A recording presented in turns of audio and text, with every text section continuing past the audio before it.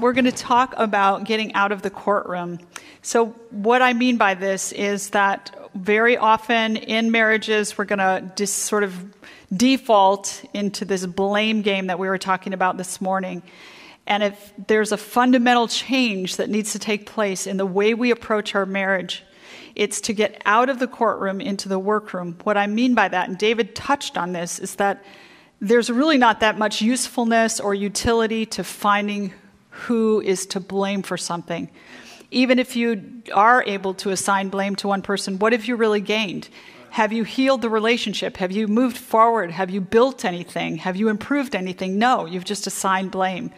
But our default mode is to find someone to blame for whatever goes wrong, and typically it's going to be the other person. So this is a really important sort of seismic shift.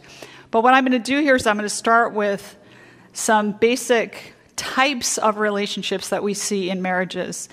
Everybody has conflict, but some people fall into pretty intense cycles of conflict where one person's action leads to the other person's reaction, leading to the other person's reaction, and it takes off in a very intense cycle. And then there are times when cruelty comes into a marriage in the form of abuse. And so this is a terrible rain on the parade kind of thing to do, but I like to start this section of the workshop by talking about abuse. And the reason is because the very things that are helpful to most marriages that are basically healthy and trying to improve and move forward can backfire. The tools that we give you to build intimacy and trust can backfire if there is actual abuse going on in your relationship. So we're going to work on developing a workroom approach, and we're going to reserve the courtroom approach for relationships where there is abuse. So in the workroom, there is no blame. People try to attune to one another. There are redos. You get to just say, okay, let's try that again. You don't have to go through a court process. You collaborate together and you do what we call couple work, where you work on improving your relationship as a couple.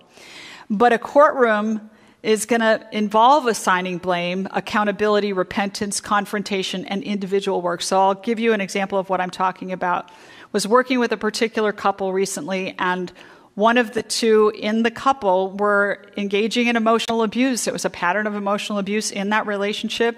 Both of the individuals in the relationship were contributing to the problems in the relationship. The one who was being abused was not guiltless or flawless by any stretch of the imagination. But I knew that working with that couple, if we were going to make progress, I was going to have to help that individual stop the emotional abuse pattern before they were going to be able to build anything as a couple. And the person pushed back against it and said, well, they have problems too. And I said, I know, you're right. I said, but when you go into a house, if the house is on fire, the first thing you do is put the fire out.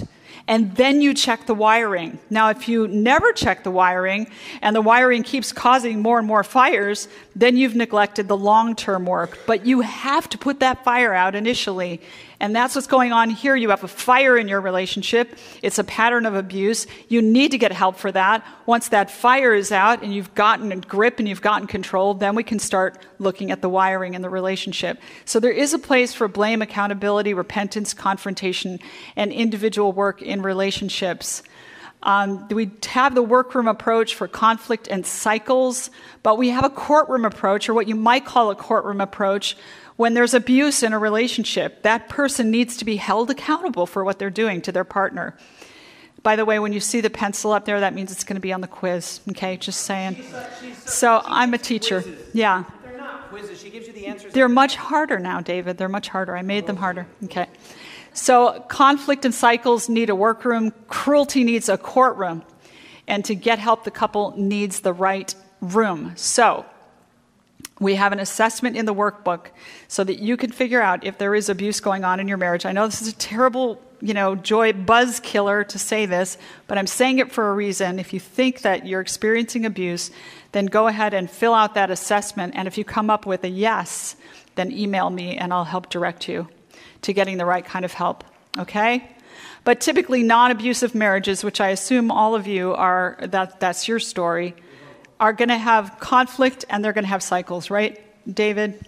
And so we want to help shift out of blame mode into build mode. Let me tell you a quick story here. There's a couple She ran very cold, he ran very hot, but praise be, they finally found an electric blanket that had 2 controls on it, so she could turn it up and be warm, and he could turn it down and be as cool as he wanted to be.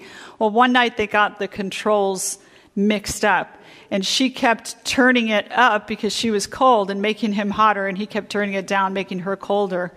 Can you imagine if once they figured out the mistake that they'd made, they try to identify a culprit? Who's to blame in this matter? Did you switch it, or what did you do? Sometimes you just go, whatever happened, happened. Let's just switch the controls and go back to sleep. Do you understand what I'm saying? So you don't always have to assign blame for everything. And for some reason, married couples, well, we can see the reason. It's in Genesis 3. Married couples feel compelled to assign blame to one or the other. And we can see this tendency throughout Scripture. Just for example, a few verses, Jesus said, "Why do you look at the speck in your brother's eye, but do not consider the plank in your own eye? Whoever you judge," Paul said, "another you condemn yourself, for you who judge practice the same things." Proverbs, "Every way of a man is right in his own eyes, but the Lord weighs the heart." So we can see this tendency to blame others throughout Scripture, really. So what we're saying is, ask not whose fault is this problem, but how can we solve this problem together? I promise, if you'll start thinking of your marriage in those terms, it will make a huge impact on the quality of your marriage, just to make that one small cognitive transition from whose fault is this to how can we solve this together. Let me just give you an illustration of this. So Linda and Joe have a little tiff going, because Joe is kind of in a rush one day, and he leaves his fishing pole in the garbage pile for the garbage man to come and collect. And he kind of offhandedly says to Linda as he passes out the door, "Can you tape up the hook on my fishing pole so it doesn't hook the garbage man?" And she just feels like he's putting too much on her generally, and so she decides she's not going to do anything about it, leaves the fishing pole in there with the hook exposed. And sure enough, the garbage man, in taking the garbage, hooks his thumb on that fishing hook. I'm just making this up, but I'm just illustrating a point. So the garbage man gets angry and he leaves the garbage in the driveway. Linda and Joe go out in the evening and they see that the garbage is still there, and they realize that the fishing hook was exposed, and they kind of put 2 and 2 together, and they realize what happened here, and they start to argue, standing on each side of the garbage, yelling at each other. "You did this." Linda says, "Joe, you left your fishing pole in the garbage." And he says, "Well, I told you to tape over the hook." And she said, "I'm not responsible for that kind of thing. You could have done it yourself. And I was too busy earning a living for the family. And you expect me to be your maid." And he says, you just don't realize the burdens that I'm carrying. And it just escalates into this huge fight. You know what I'm saying? You know how this goes?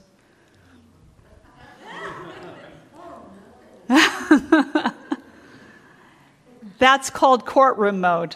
They're trying to figure out who's to blame. And really, you can't, right? What if they were to switch out of that mode into workroom mode? And they realize together what just happened here. And then they decide how they're going to fix it. So, what would they do, for example, at that point? On the spot. Yeah, I did. What would they do if they were going to go into workroom mode? Do you have the mic? Oh, you want me to do it? Yeah. Is this the thing you check? No, that's not the one. Just tell me what you think they should do to get into workroom mode. Am I the man? Well, what would you do? The couple is now in workroom mode. What would it look like? You just saw what it looked like when they were in courtroom mode, but what does it look like when they're in workroom mode? What do they do?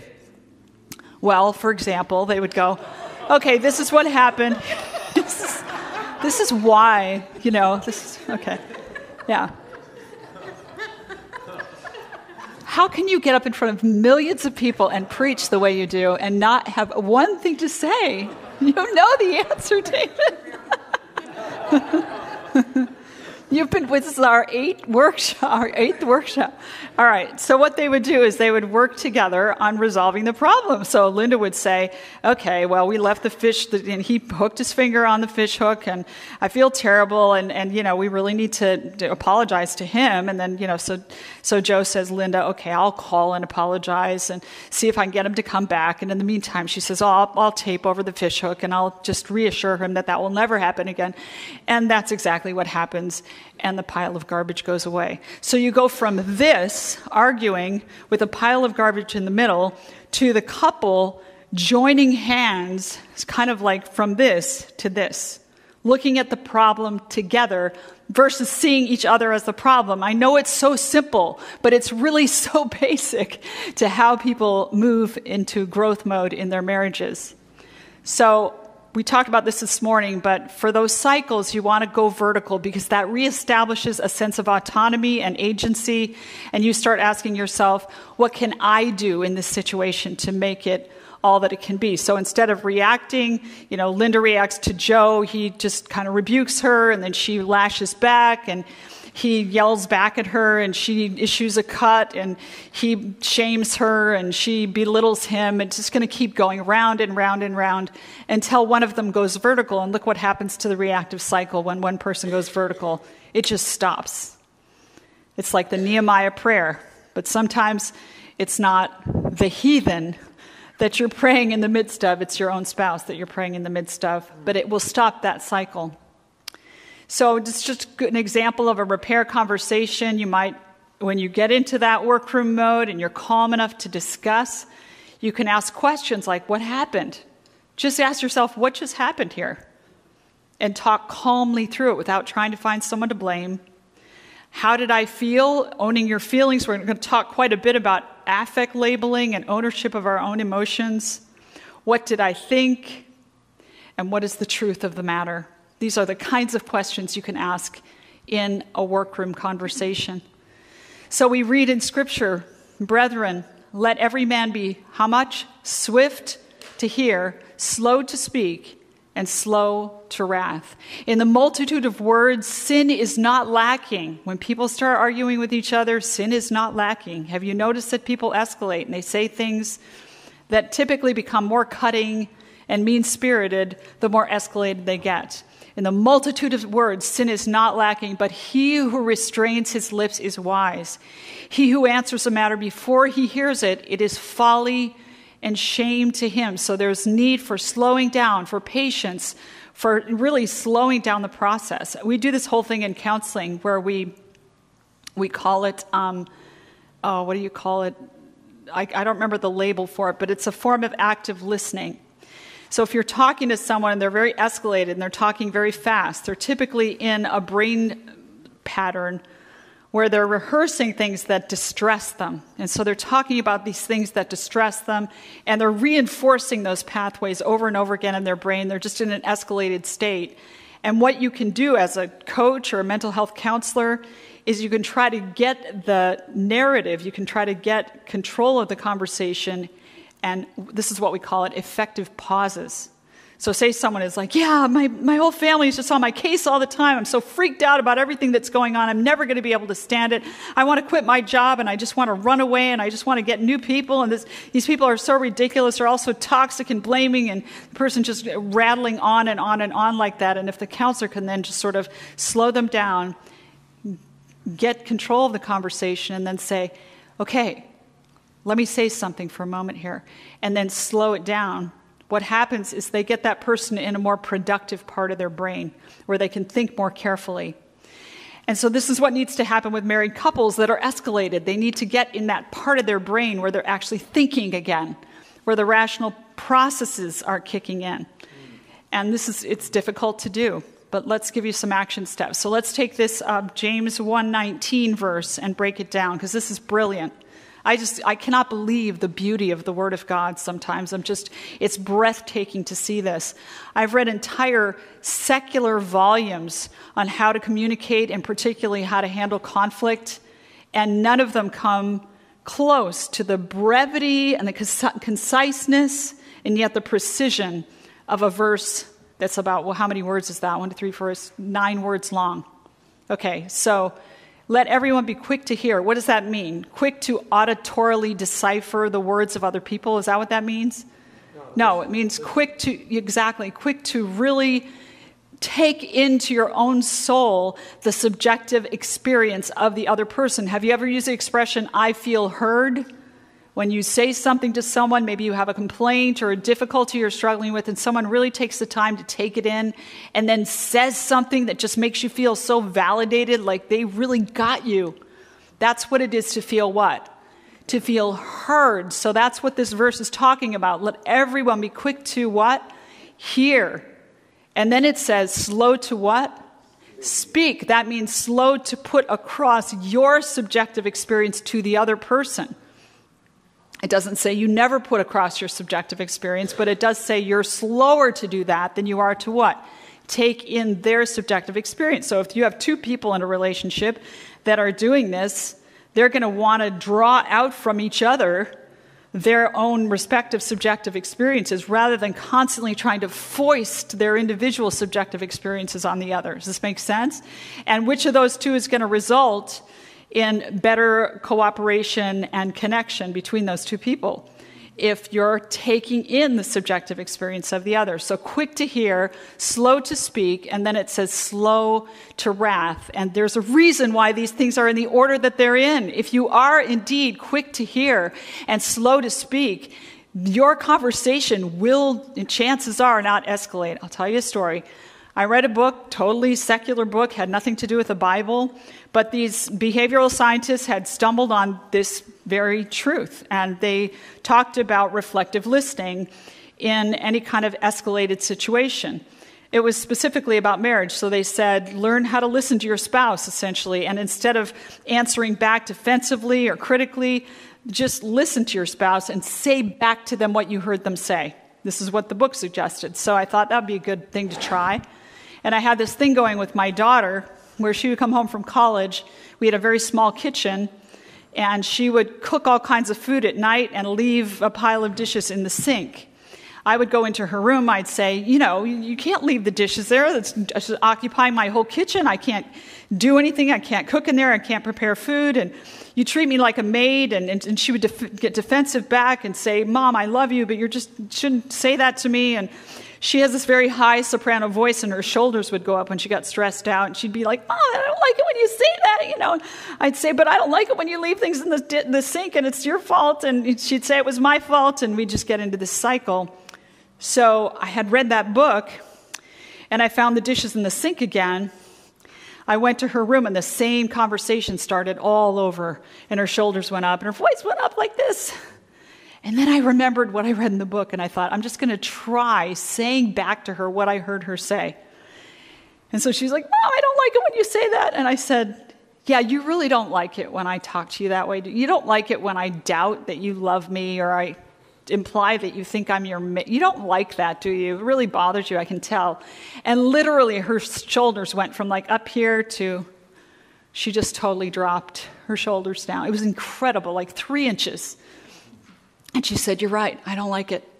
And I said, and obviously I don't like it when you leave dishes in the sink, so let's work something out here. We had a really productive conversation. That is the power of reflective listening. It really is that powerful. I mean, if you can get people to talk this way that is being prescribed in James 1:19, you will see incredible results. So here it is illustrated. If you speak first and hear second, you're going to escalate to wrath. But if you hear first and speak second, you're going to de-escalate and you're not going to have wrath. Now, interestingly enough, active listening is very broadly helpful to human relationships. It, of course, can improve communication. I find that when I say back to people what I heard them say, we stay on the point. Have you ever had a conversation? It may not be like a escalated or combative conversation at all, but it's a conversation where you're kind of talking past each other. You're not really making a lot of sense, and you're like ships passing in the night. Just simply saying back to that person what you heard them say can help center and focus the conversation in a really helpful way. Mm-hmm. And this would apply to like board meetings.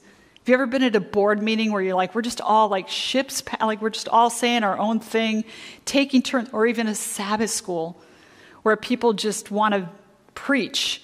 You know, I teach Sabbath school in Florida and at the Markham Woods Church. And my goal as a Sabbath school teacher is to get everybody working together to bring forth an idea. Because typically what happens with Sabbath school is people take turns preaching. And that bothers me, I have to admit. So active listening, this ability to say back to the person, among other things, to say back to the person what you heard them say can help focus that conversation powerfully.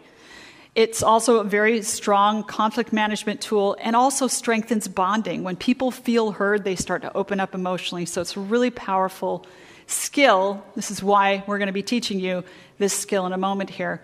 I just got done reading this book a few months ago by Gary Nosner, Stalling for Time. He worked for the FBI and their negotiation unit. I'll just tell you a little bit about his life. He was present at the Waco crisis with the Branch Davidians in Waco, Texas. Do any of you remember that event? It was 25 years ago? So he worked for the FBI, and he was one of the individuals in the FBI that developed something called the Behavioral Change Stairway Model that used active listening as a means of de-escalating hostage situations and other high-risk situations. So he shows up at Waco after the big conflagration with the alcohol, tobacco, and firearms people, and there were a couple people dead as a result of that shootout. Well, then the FBI came in, and the first people they send in are the negotiation people. They're going to try to talk the situation down and get this guy, David Koresh, to let the people out of his compound. So Gary Nosner, using some of the techniques that I'm going to be sharing with you, was successful in getting 35 people out of that compound. It turned out that David Koresh had this particular view of the seals of the book of Revelation, and he wanted that view to be published. And so Gary Nosner sat there, and it was all on the phone. This is before the internet, so you couldn't just put it on some website or on Facebook. You had to have it in print. And so he respected David Koresh and treated him like a human being and said, okay, you really want your views of the seals in print? Maybe I can work that out for you. Let's talk about it. And they went back and forth and back and forth. 35 people came out of that compound. At a certain point, the tactical unit of the FBI felt that he had taken too much time, that the negotiation unit was taking too long. The thing is, with hostage de-escalation situations, time is your friend.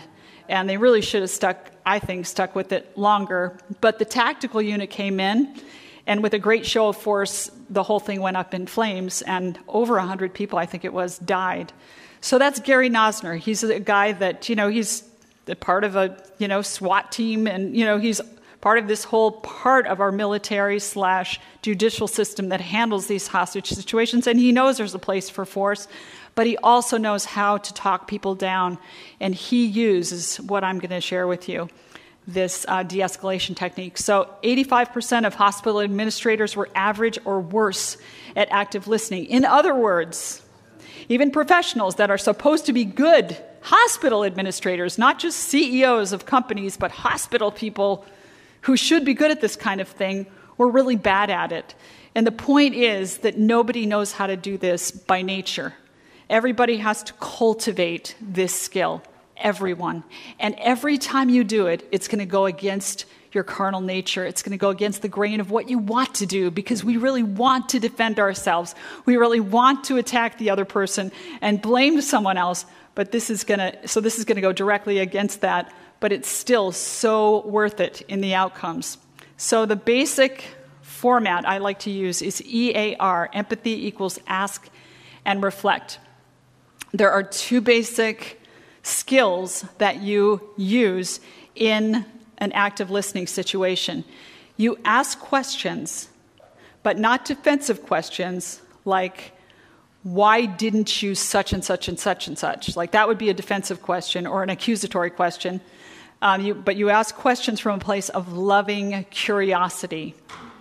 You intersperse that with reflecting back to the person what you heard them say. So in effect, what you're doing is, instead of me, what's your name, hon?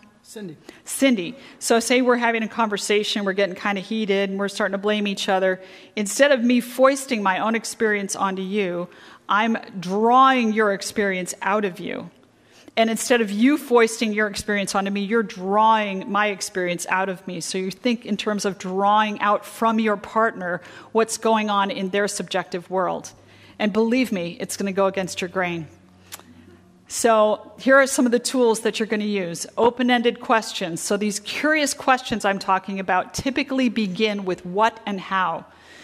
We don't typically use why, even though it's an okay question, but why can sound like an accusation. So for instance, if I'm talking to a woman, just in a counseling context, if I'm talking to a woman who's staying with a partner who is abusing her, if I say to her, why are you staying with him, what's it going to sound like?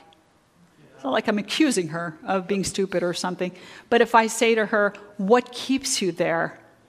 Then I'm drawing information out from her, and she won't be as likely to get defensive. So typically, these open-ended questions are going to begin with what and how. You want to ask questions that the person has to give you some information, not just when questions or just one-word answer type questions, yes or no, but what and how questions.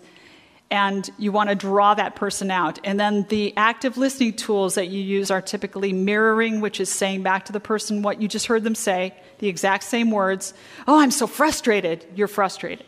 That would be mirroring. Paraphrasing is putting it in your own words. So I'm so frustrated. Sounds like your wit's end. You know, you kind of put it in your own words.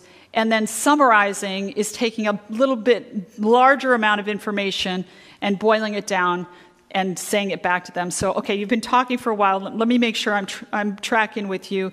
You feel like when you come home and I'm on a screen somewhere that I'm just kind of ignoring you and disinterested, and you'd really like me to show up and ask you more questions about your day and have a meaningful conversation when you first walk in the door. Is that what I hear you saying? So I've taken a larger amount of information, digested it, and given it back to the person. Okay? Any questions so far? This is good stuff, isn't it? So we're going to do a little dialogue. This is the one you texted. This is the one I texted you. This is Fred and Sarah. And David is Fred and I'm Sarah. Okay. See, now I know what to say. When you send me a script. Yeah. But we're sooner or later we're going to have to do this more spontaneously. I know. You really want it to be spontaneous. I do. Okay, so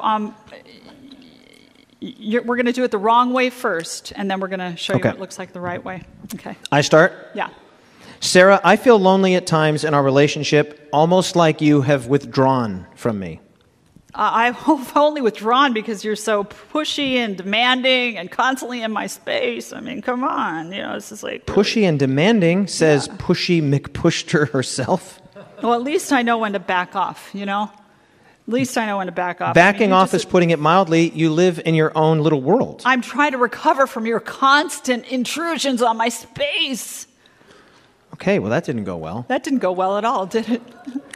But you see what was happening there is I was putting my subjective distaste of him invading my space, and he was putting his subjective loneliness and feeling of being abandoned on me. So we were not connecting at all. Okay, so here's how it can go. With just one simple change that she makes, and that is instead of being defensive in response to him mentioning that he's feeling lonely and isolated, I am going to be sensitive to that and say it back to him. So go ahead. So I'm going to say the same thing. Yeah. I feel lonely at times in our relationship, like you've withdrawn from me. Really? Okay. How long have you been feeling that way? Since the baby was born. I feel like he took my place in your heart. So you feel kind of displaced by Tommy? Yes. My parents never paid much attention to me growing up, and I feel like it's happening all over again. Okay, so let me see if I understand you. Me paying so much attention to Tommy reminds you of your childhood? Yes. Was there a Tommy in your family? Someone who got all the attention? Yeah, you know that. My little brother, Frankie, he was obviously my parents' favorite, and they even told me so. That must have been really hard for you to have your parents play favorites like that. I felt very rejected. Now, try to hold a straight face. This is definitely, David isn't the Tommy type, the Fred type, but as I'm saying this is the kind of thing I could never say, so it's really hard for me. What do you mean by that? I just would never say that. I don't identify with Fred. But I'm doing my best. I'm a bit of a method actor. It takes me a while to get into it. Yeah, I noticed. So, but you admit you get hurt sometimes. Do I? Yeah, a little bit. Is that a thing I do? Not a lot. Okay. He just doesn't get hurt very much, but you can be transparent about. Yeah, that's true. A little bit. Yeah, you're not totally invincible, and you crack. You have cracks in your psyche. But my wife and I, we say that nobody's perfect. Everybody has at least one crack. And we will leave it at that. So you understand, but this is just an illustration, but I'm serious. Like, it really does go that way. It can really be that dramatic. And what did you notice about the second dialogue? About what happened when she started reflecting back and then drawing him out? What do you notice about what happened? Okay, connecting, but that's good. You could tell that she was actually listening. Correct. Right, he could tell that I was listening. What do you notice about what he shared? And about where the conversation went? You got right to the heart of the matter. I mean, it just went like, it was just so fast to the core issues. And I'm a counselor, and I do a lot of therapy sessions with people, and I do a lot of this kind of thing. That's how and I can say this, 15 years of clinical experience, that's how you get to the core issues. The truth comes out very quickly when you say back to the person what you heard, when you use this EAR, say back to the person what you heard them say, and you ask questions to draw them out further. You get right to the core issues very quickly. And in a marriage or in a relationship, yes, you will get to the core issues very quickly too. So it can be very powerful. Now, we're not going to leave it there. We're going to actually get very... I like the how. How long have you felt this way? That's like you were saying, that's not a why question. That's right. It's a how or a what. That's good. That's smart. Yeah, it's asking for a little bit of narrative, a little bit of history, and so forth. So here's how it works. Think of a medium difficulty issue.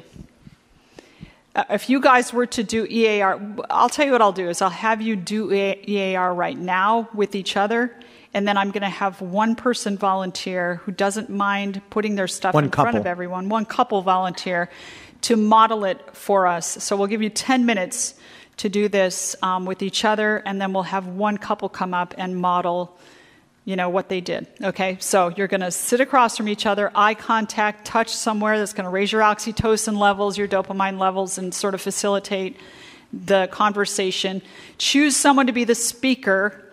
The speaker speaks, and you're going to be let me tell you what you're going to be tempted to do. The speaker's going to be like, well, for a long time I have felt such and such in our marriage. And the listener is going to be tempted to say, well, I have also felt... You're going to be tempted to put your subjective experience across in response to their subjective experience. You're not going to do that. You're going to be 100% there to draw out their subjective experience. That's the role you're playing when you're the listener. You do not put your subjective experience across to them. Does this make sense? This is important. Otherwise, it's just your average conversation. This is a structured conversation. It's going a different way. So you choose the speaker. The speaker puts their subjective experience out in one paragraph segments. I have to very carefully police this in marriage counseling that I do, because it'll be like, well, for blah, blah, blah, blah, blah, it'll go on for 20 minutes. Then the person is like, what did you say? So you want to do it in one paragraph segment so it's digestible. The listener engages in curious questions, and then from time to time reflects back to the person what they heard them say using the techniques that I mentioned and just whatever. And then when the speaker feels like they have been heard, then you can flip the script. What we're going to do right now is just have you get up to the point where your speaker feels heard. So do rock, paper, scissors to decide who's going to speak and who's going to listen, and we'll have you just run through that. And just take a medium level issue. Don't take the hardest issue in your marriage, because we could have violence. Okay, so just a medium level issue, not so easy. We may take an easier one if you want to, and spend 10 minutes. One of you is the speaker, the other is the listener, and when you are done, after 10 minutes, we will have someone come up here and we will model it for everyone, and I'll help coach through the situation. Okay, so just try it. Try it for 10 minutes. We'll come back at 3 o'clock. So we can kind of go to little different areas. What's that? Like you can kind of go back there, Yeah, over I'll there. walk around. You don't have to sit right on top of one another. Yeah, you can. Well, Okay, babe. You can. Let's do one. I got a good one. How'd you guys do? Violetta and I did great. All right. But she's really cute. So when you sit that close and you touch, for me, it's Makes really. a difference. Yeah. I'm so attracted to her. I just want to kiss her. Yeah. I was going to say no making out. Yeah. But we were in church Did you- on the Sabbath, so we didn't do that. Did you talk? Yeah, we talked. But I had to do both parts because she was a little confused She was about having some aspects of it. difficulty. Yeah. But I did a really great job. Wouldn't you say, babe? Yeah. Is there anybody that feels like reenacting, that wouldn't mind putting whatever they were talking about out in front of everyone, but would like to show us? And I'll coach you, is what I'll do. I'll help you through in case, you get tripped up or whatever. Do you guys want to try? No way, Okay. not us. That was a no. Anyone else? Remember that we did this one time in Nashville? Yes, I know. Don't Remember tell when we horror did that? stories, though, David. You're going to scare them. No, I got to Wait tell for them them this to story. It's so volunteer. funny. And then Well, we told them that it was a medium difficult issue, and it was like it was like this. It was like total chaos. I just know you're having an affair on me. I just know it. I saw you the other day. You drove off into the sunset, and you have this look on your face, and I just know you were cheating on me right then and there. I just knew And there's it. like 75 people in the room, and Jen's in full-blown public counseling I didn't mode even care. with this woman who was completely persuaded that her husband was having an affair, and he was like, "No, I'm not. I promise I'm not." She's like, "Yes, you are. I saw the way you look at that No, waitress." I'm not. I swear I'm not. I'm really not. I don't have eyes for anybody but you. Yes, you are. I just know it. I can tell by the look on your. It was really interesting. What about the way you looked at that waitress? Yeah, And it yeah. it escalated quickly. It was. Well, it didn't. No, but I kept it from escalating. It could have been a lot worse. No, I mean it could have been worse. So anyway, not that. Not It's- that. Yeah, not that. But does someone have a medium level Medium issue level that they issue. wouldn't mind putting out in front of everyone? And I'll help you through. So don't worry about performance, because I'll just structure the whole thing.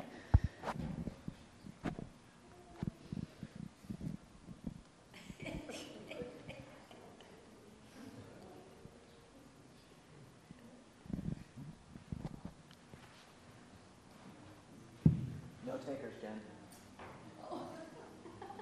Really? The last time we did it, remember we had to get the pastor to volunteer. No, that was the time before that, yeah. All right. What's that? Oh, she's in the And kitchen. she doesn't even know what Okay. we're doing, so she won't work. What's that? What did you say, Jerry? She was going to get divorce papers. No. Oh, that's not what we want. Come on, someone's willing. It's okay. Okay. He won't let you? Not even if I help guide you through it and coach you through? Make it a really small issue, then it'll be fun. All right, start with something really small. Okay, come on. Okay, all right, there we go. Yes. Who is this? Philip and Anna. Okay, and you guys are going to pass the mic back and forth. That's fine. Just don't hit me. Yeah, they talk one at a time anyway, so it's fine. Okay, I'll back up just in case it's hitting distance. She can reach me yeah, from there. no, you're not going to hit Yeah. Philip. Yeah. No. So, okay, so which one of you did you do rock paper scissors? And We both took a turn to reverse Okay. rolls just to try it out. all right, so let's do rock paper scissors to decide who goes first. Okay, can we do that? Oh, we have picked a speaker? when she went, yeah, she had a small She's the speaker? subject or small problem, and so we went back and forth with that. So All right. we're going to go with that. So you're going to start with you. Okay, Anna. Then in paragraph-sized chunks, express what the issue is. Okay, it is a very small thing. Okay. The thing is that it just really annoys me that you leave shoes everywhere around the house. I'm trying to clean up, or I'm trying to walk and I'm just tripping over shoes, or trying to clean up and I have to get all the shoes and gather them, put them somewhere. Okay, you know what you're going to do, right? Yeah. So what you're saying is that you're annoyed that I Yes. leave shoes everywhere. Does it bother you if I leave the shoes maybe next to the wall? Does that still bother you?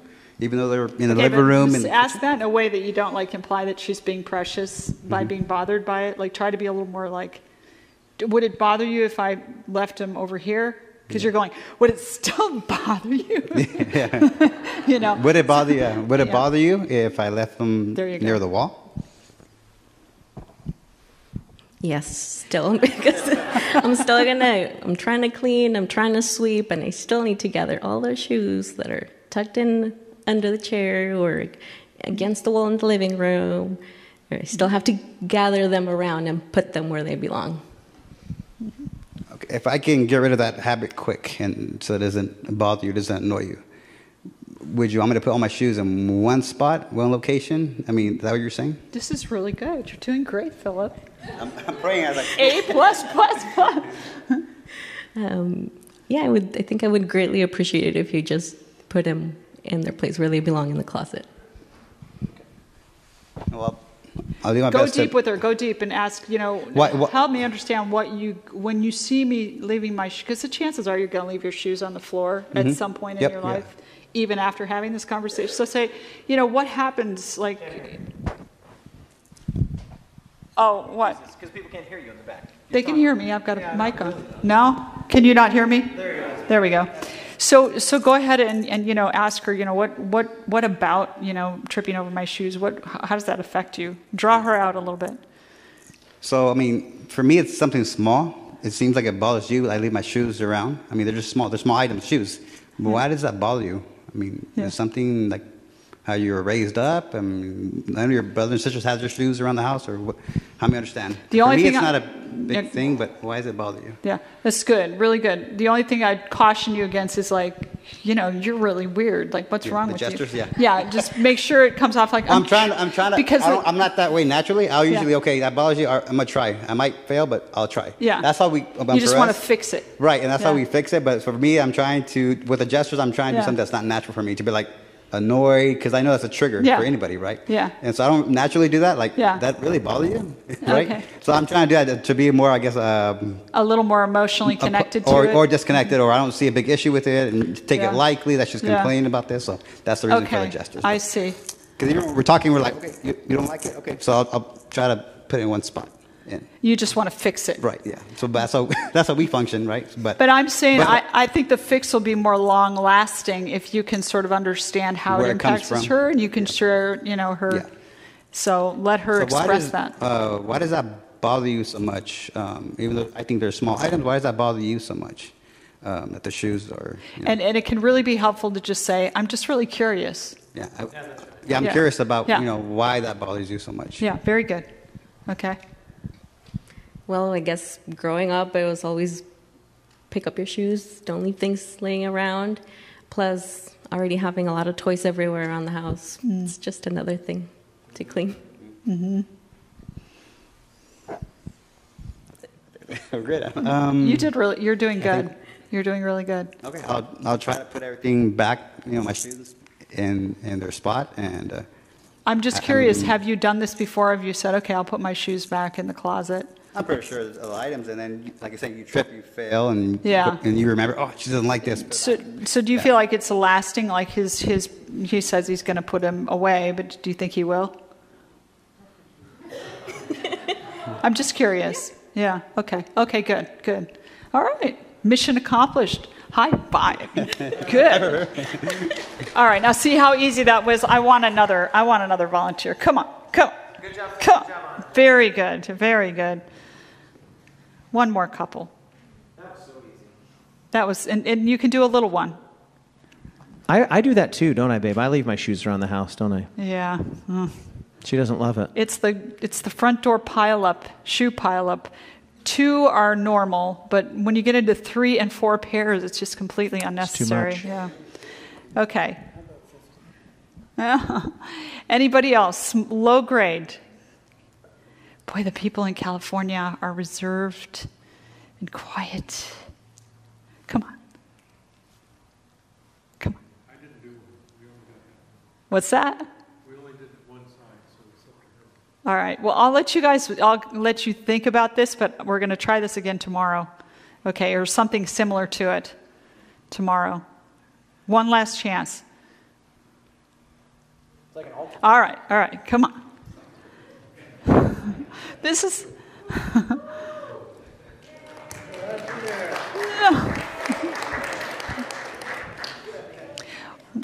Love the plaid pants. That's just, and you are, what a fashionable couple you are.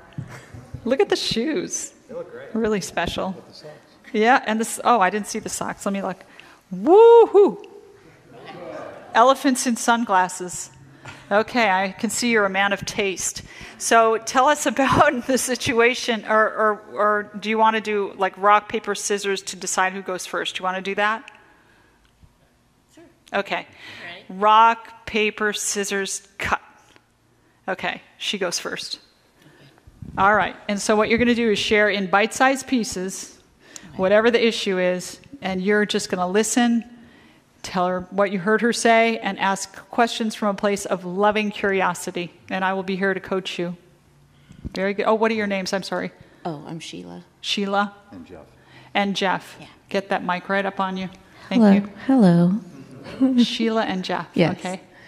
Okay, so when you come home, well, let me rephrase this. So Jeff works a lot, so I feel like when you come home, it's a treat, and I get all excited.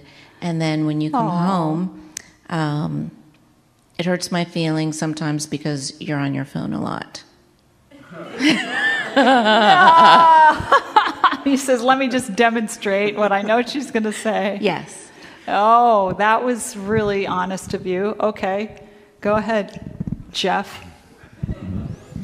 So what I hear you saying is that I'm on my phone a lot, and obviously that bothers you. I don't know. You skipped a really important part. What's that? I'm already admitting it, I guess. No, yeah, you're going into confession mode. I want you to enter her experience. She said something very, very rich, actually, about her emotional state. She looks forward to it. Yes, Yeah. yes. Go ahead. So what I hear you saying is you look forward to it when I get home. There we go. Oh. Wow. That Yeah. puts a tear in my eye. And that you think I spend too much time on the phone? Well, that's not what No? she said. She talked about her own emotional experience when you don't connect with her. She's so excited to see you. Well, anyway, go ahead. Try it again. I'm trying to do your work for you, Yeah, but you I'm can do it. confused here. So you want to reflect back what she actually said. Like what's her emotional experience when you walk in the door? She's all excited to see you. Instead of going on, she didn't say you're on your phone too much. That would be like a judgment. But she said I get hurt when you're, yeah. So reflect that part. That it disappoints you when you see me on my phone. Yeah. Yes. Because I look forward to you coming home. You leave early in the morning, and I try not to call you or text you too much during the day because I know you're busy at work. And so when you come home, I'm hoping that we can just spend a little bit of time together talking.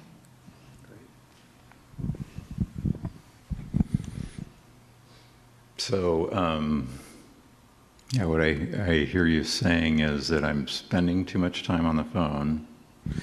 You're looking forward to spending time together. Because she actually didn't, and this is like, I don't mean to be nitpicky, but she didn't say you spend too much time on the phone. She said this is how it impacts me, and that's an important difference. I guess I'm just seeing the implication there. Yeah, yeah. I'm already jumping to that. Yeah, you're jumping. You're like sort of shaming yourself. Go ahead. The other thing I noticed, Jeff, and I thought it was really great, Sheila, is she said that, Sheila, you said that I purposely don't text you. I try to minimize the Right. texting and the calling in the day. So she's obviously wanting to be in touch with you even more. So when she comes home, you're busy. You just want to. We all get it. Right. But she's been waiting to see you. Right. So you're having two very different experiences. Right. I get that. So I would maybe go a little bit workroom and ask her what would help her feel differently. Because a lot of what you're arriving at when you talk this way is a need. Usually there's an unmet need that comes forward, and so I would probe for that. I think you're doing great so far, and she's doing great. You are. Okay. And so probe for I what... mean, this does actually happen. I believe you. So, but usually when she points it out, I'm not arguing the point. I just put it down.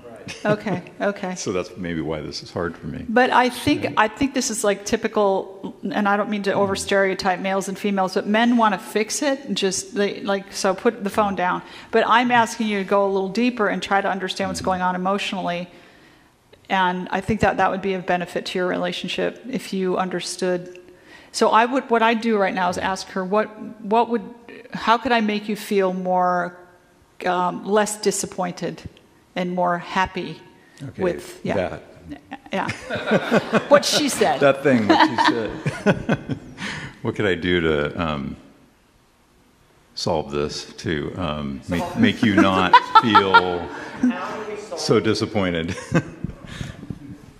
That's okay. It's good to be a problem solver.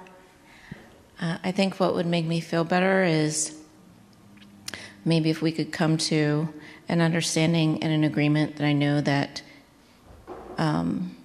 you need time to wind down when you get home from work. And we can establish that time for you and then establish some time for us. That's good. Chef's kiss. Yeah. What do you think about that? Agreed. What do you do, by the way? What's that? What do you do? I'm a dentist. Oh, you're a dentist. Okay, I can tell you have good teeth. So that was really well done, beautifully done. Are you satisfied with that outcome? Yeah. Okay, and you guys can talk about the details and what. But everybody needs to come home and be sort of catatonic for a little while, and then you go back into connect mode, and you're going to get your time with him. And does it help you to know that she really wants to connect with you? Is that meaningful to you? Totally. Okay, good. Okay, you married a beautiful and wonderful woman. That's so good. Yeah. And she looks forward to you coming home. How long have you been married? Just about 10 years. Yeah, and after 10 years, that's a beautiful thing. Good job. Great job. Thanks. Excellent. All right, we're going to run through the rest of these slides, and then we're going to go ahead and take a break. So there will be a time when you want to apologize, and I've done a little bit of thinking about apologizing, and I've come up with 3 different types of apology. The first type is an empathy apology, where you feel really bad, something happened. Oh, I'm sorry your mother died. That doesn't mean I killed your mother. It just means that I feel bad that your mother died. It's appropriate to not really apologize, but to say you feel sorry for the other person in that situation. The second type of apology is an accident apology, something you did. Maybe you left your coat on the kitchen table and it covered her car keys, and she looked for an hour and a half and missed her dentist appointment, and then her whole day collapsed on top of that.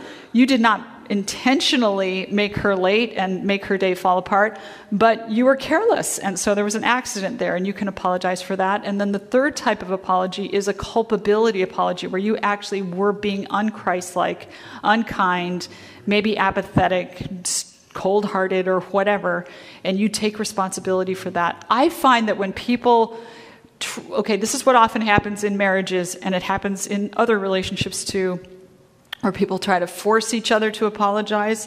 I have never seen a demand for an apology work. Never. I mean, you know how these celebrities will say something and then they're called out as being racist or sexist or whatever, and then they apologize in public the next day. You always know it's not sincere because they were going to lose their career over it. How sincere is that apology going to be if it's demanded? It's not. It's not a true apology in the biblical sense. But if you go into workroom mode, you're leaving room for the Holy Spirit to work in your relationship, and the Spirit will ultimately appeal to the heart of your spouse and very often bring them to the place where they make things right with you. So that's how I feel about apologies. Do you have anything to say about that, Dave? Okay. So love requires that kind of freedom. If we're constantly strangling our partner, trying to extract a response from them that we think we need. Even if they give it, it won't be what we need. I have had this conversation with many, many spouses that were very unhappy with their spouse. I have felt that they were pressuring the spouse and creating a power struggle. For example, this is a very oft appearing situation. The woman wants, like Sheila and Jeff, more emotional connection, but the way she's going about it is forcing him to give it or pressuring him to give it. Even if he does give it, it will never feel sincere to her, and she still won't feel like he really loves her because he's not necessarily doing what he wanted to do. He's trying to appease her. So you understand that you have to let go of your needs sometimes in your marriage, express them clearly, but then leave your spouse free to respond to the Holy Spirit, who will ultimately lead them, hopefully, to do the right thing. Do you have anything to say, David? You're just sitting there so quiet. What's no, I up think with that's you? true. Violet and I just had a situation like this yesterday where, this is not uncommon, where you think that an apology should be incoming, but if the apology is not generated from the experience of the person and the impress of the Spirit, foisting apology or the expectation of an apology on somebody doesn't work. And you just have to let them kind of marinate in the situation, or you have to marinate in the situation, and then you can go back and apologize. I like those distinctions between what did you say? The first one was a go back one. Empathy, accident. I like that. I like that's a great distinction. Yeah, I'll tell a story. When Mike and I were newly married, we had some kind of encounter, and I was just shattered by it, and I was really hurt. And he wasn't used to living with a human being, much less a woman. And it was just silent in our home. We actually lived in an 18-foot trailer because she was doing tree planting for the U.S. Forest Service at the beginning of our marriage. And so it was real quiet. We were out in the woods. And this is amazing. I thought he was never going to apologize or do anything about it. But I found a drawing on the kitchen table. He's actually a pretty good artist. And he drew a bird that was kind of hunched over like this and kind of almost tucked their head under their wing type of thing. Be a really nice little drawing. And he wrote, "You don't realize you have a songbird until you've wounded a sparrow." And that became a lyric of a song I wrote. It was so beautiful. I think I still have it somewhere. But that's what you call an apology, guys. And that was a Spirit-led moment where he knew that he had done wrong and hurt me, and he took full responsibility, and that's all I needed. So we need to give that freedom to our spouses. Neither the husband nor the wife should attempt to exercise over the other an arbitrary control. Do not try to compel each other to yield to your wishes. You cannot do this and retain each other's love. Let me just say that when you get in a power struggle with your spouse, it's where the issue is no longer the issue. The issue is who's going to win. And so you've ended up in this face-off with your spouse, and it's no longer about whatever the issue is. It's about, who's going to win, basically. And that's what she's talking about here. You do not try to compel each other to do as you wish. You cannot do this and retain each other's love. In fact, it drives people further away from the ability to love when that kind of thing happens. Be kind, patient, and forbearing, considerate, and courteous. By the grace of God, you can succeed in making each other happy, as in your marriage vow you promised to do. So here's a quote from Ty Gibson on this. He says, "Where love is the goal, freedom is the only way to get there. In order for love to be possible, it must also be possible not to love." So you have to leave your spouse room to be a total you-know-what in order for them to be better than a you-know-what. That's good. Yeah. So be anxious for nothing, but in everything by prayer and supplication with thanksgiving, let your requests be made known to God, and the peace of God, which surpasses all understanding, will guard your hearts and minds through Christ Jesus. Marriage problems are some of the most difficult to handle. We laugh a lot in these workshops, but we don't mean to trivialize what is one of the greatest challenges you will ever take on.